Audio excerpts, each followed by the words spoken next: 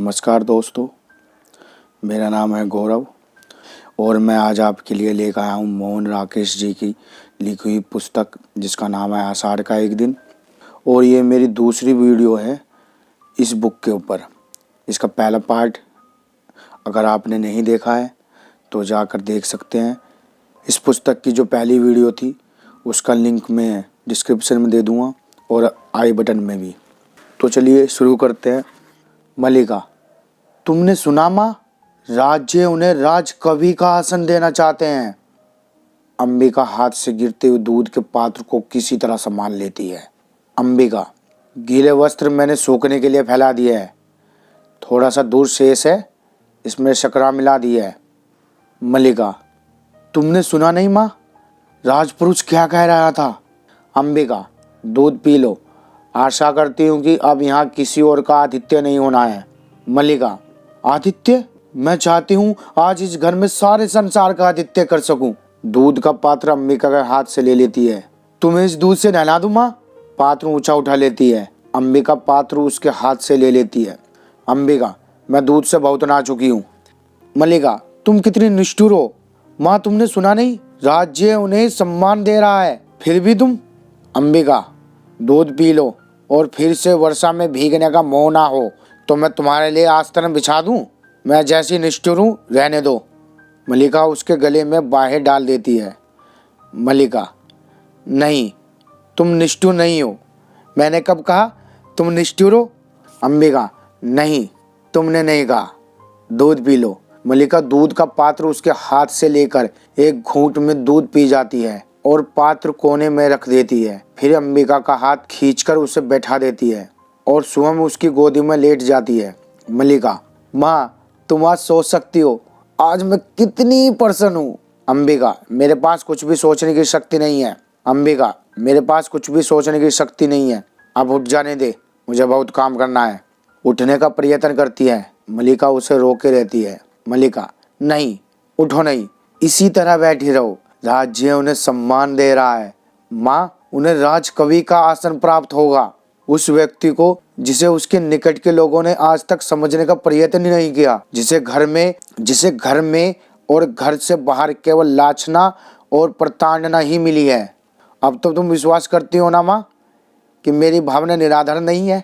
अंबिका, मैं कह चुकी हूँ, मेरी सोचने समझने की शक्ति जड़ हो चुकी है। मल्लिका, क्यों माँ, क्यों तुम्हें इतना पूर्व ग्रह है? क्यों तुम उनके संबंध में उदारता पूर्वक नहीं सोच सकती?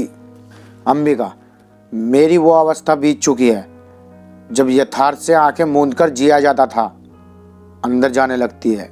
मल्लिका उठकर खड़ी हो जाती है। मल्लिका, और तुम्हारी यथार्थ दृष्टि केवल दोष ही दोष देखती है। अंबिका, जहाँ दोष है वहाँ आवश्यक वो दोष देखती है। मल्लिका, उनमें तुम्हें क्या दोष दिखाई देता है? अंबिका, वह व्यक्ति आत्मसीमित है, संसार में अपने सिवा उसे और किसी से मोह नहीं है। मल्लिका, इसलिए कि वो मातुल की गोए ना हाँक कर बादलों में खोए रहते हैं। अंबिका, मुझे मातुल और उसकी गांव से प्रयोजन नहीं है, मैं केवल अपने घर को देखकर कहती हूँ। मल्लिका, बैठ जाओ माँ, मैं तुम्हारी बात समझना चाहती हूँ। अंबिका को हाथ से पकड़कर झरोखे के पास आसन पर ले जाती है। अंबिका, मैं भी चाहती हूँ तुम आज समझ लो। तुम कहती हो? अंबिका, मैं भी चाहती हूँ तुम आज समझ लो। तुम कहती हो तुम्हारा उससे भावना का संबंध है, वो भावना क्या है? मल्लिका, मैं उसे कोई नाम नहीं देती। अंबिका के पैरों के पास बैठ जाती है। अंबिका, परंतु लोग उसे नाम देते हैं। यदि वास्तव में उसका तुमसे भावना का संबंध है तो वह क्यों तुमसे विवाह नहीं करना चाहता? मल्लिका, तुम उनके प्रति सदा उदार रही हो। माँ, तुम जानती हो उनका जीवन परिस्थितियों की कैसी विडंबना में बीता है। मातुल के घर में उनकी क्या दशा रही है। उस साधनहीन और अभावग्रस्त जीवन में विवाह की कल्पना कैसे की जा सकती है? अंबिका, और अब जबकि उसका जीवन साधनहीन और अभावग्रस्त नहीं रहेगा, किसी संबंध से बचने के लिए अभाव जितना बड़ा कारण होता है, अभाव की पूर्ति उससे बड़ा कारण बन जाता है। मल्लिका कुछ क्षण चुप रहकर अपने पैरों को देखती रहती है। मल्लिका, ये तुम्हारी नहीं विलोम की भाषा है। अंबिका, मैं ऐसे व्यक्ति को अच्छी तरह समझती हूँ। तुम्हारे साथ उसका इतना ही संबंध है कि तुम उसका उपादान हो, जिसके आश्रय से वो अपने से प्रेम कर सकता है, अपने पर गर्व कर सकता है। परंतु तुम क्या सजीव व्यक्ति नहीं हो? तुम्हारे प्रति उसका या तुम्हारा कोई कर्तव्य नहीं है? कल तुम्हारी माँ का शरीर नहीं रहेगा और घर में एक समय की भोजन की व्यवस्था भी नहीं होगी, तो जो प्रश्न तुम्हारे सामने उपस्थित होगा उसका तुम क्या उत्तर दोगी? तुम्हारी भावना उस प्रश्न का समाधान कर देगी? फिर कहना ये मेरी नहीं, विलोम की भाषा है। मलिका सिर झुकाए कुछ क्षण चुप बैठी रहती है, फिर अंबिका की ओर देखती है। मलिका, माँ आज तक का जीवन किसी तरह बीता ही है, आगे भी बीत जाएगा। आज जब उसका जीवन एक नई दिशा ग्रहण कर रहा है, मैं उनके सामने अपने स्वार्थ की घोषणा नहीं करना चाहती। बाहर से मातुल के शब्द सुनाई देने लगते हैं। मातुल, अंबिका, अंबिका, घर में हो के नहीं?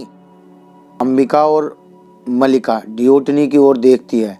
मातुल अस्त व्यस्त सा आता है। मातुल, हो, घर में ही हो। मैं आज सारे ग्राम में घोषणा करने जा रहा हूं कि मेरे इस कालिदास नामधारी जीव से कोई भी संबंध नहीं है। क्या हुआ है आर्य मातुल? मातुल, मैंने इसे पाला, पोसा, बड़ा किया, क्या इसी दिन के लिए कि ये इस तरह कुलद्रोही बने? मलिका, परंतु उन्हें तो सुना है राज्य की ओर से सम्मानित किया जा रहा है। उज्जैनी से कोई आचार्य आए हैं? मातुल, यही तो कह रहा हूं, उज्जैनी से कोई आचार्य आए हैं। मलिका, परंतु आप तो कह रहे हैं। मातुल, मैं ठीक कह रहा हूं, आचार्य कल ही इसे अपने साथ उज्जैनी ले जाना चाहते हैं। मलिका, किंतु? मातुल, 2 रथवाह और 4 अश्वरोही उनके साथ हैं। मैं तुमसे नहीं कहता था अंबिका कि हमारे परपितामह के एक दोहित्र का पुत्र गुप्त राज्य की ओर से शंको से युद्ध कर चुका है। अंबिका, तुम अपने भागनीय की बात कर रहे थे। मातुल, उसी की बात कर रहा हूँ। अंबिका, तुम समझो कि एक तरह से राज्य की ओर से हमारे वंश का सम्मान किया जा रहा है और वे वंशावतंश कहते हैं मुझे सम्मान नहीं चाहिए। मलिका सहसा उठकर खड़ी हो जाती है। मैं राजकीय मुद्राओं से कृत होने के लिए नहीं हूँ। मलिका सहसा उठकर खड़ी हो जाती है। मातुल उत्तेजना में एक कोने से दूसरे कोने तक टहलने लगता है। मलिका कुछ क्षण विस्मृत सी खड़ी रहती है। मलिका, वे राजकीय सम्मान को स्वीकार नहीं करना चाहते।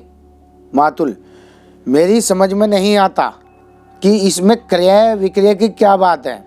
सम्मान मिलता है, ग्रहण करो, नहीं तो कविता का मूल्य क्या है? मलिका, कविता का कुछ मूल्य है आर्य मातुल, तभी तो सम्मान का भी मूल्य है। मैं समझती हूँ कि उनके हृदय में यह सम्मान कहाँ छुपता है। अंबिका कुछ सोचती सी अपने अंशुक को उंगलियों में मसलने लगती है। अंबिका, मैं तुम्हें विश्वास दिलाती हूँ कि वो उज्जैनी अवश्य जाएगा। मातुल उसी तरह टहलता रहता है। मातुल, अवश्य जाएगा? वे लोग इसके अनुचर है जो अब स्तुति करके इसे ले जाएंगे। वाह। अंबिका, सम्मान प्राप्त होने पर सम्मान के प्रति प्रकट की गई उदासीनता व्यक्ति के महत्व को बढ़ा देती है। तुम्हें तो प्रसन्न होना चाहिए, तुम्हारा भाग्य लोक नीति में निष्णात है। मातुल सहसा रुक जाता है। मातुल, ये लोक नीति है? तो मैं कहूँगा लोक नीति और मूर्ख नीति दोनों का एक ही अर्थ है। फिर टहलने लगता है। जो व्यक्ति कुछ देता है, धन हो या सम्मान हो, वो अपना मन भी तो बदल सकता है, और बदल गया तो बदल गया। सोचो कि सम्राट रुष्ट भी तो हो सकते हैं कि एक साधारण कवि ने उनका सम्मान स्वीकार नहीं किया। धन्यवाद दोस्तों। आषाढ़ का एक दिन, तो ये थी पुस्तक आषाढ़ का एक दिन, जिसका पहला अंक का दूसरा पाठ था ये। तो उम्मीद करता हूँ आप सभी को अच्छा लगा होगा। अगर अच्छा लगा हो तो लाइक करना, नहीं तो डिसलाइक। धन्यवाद।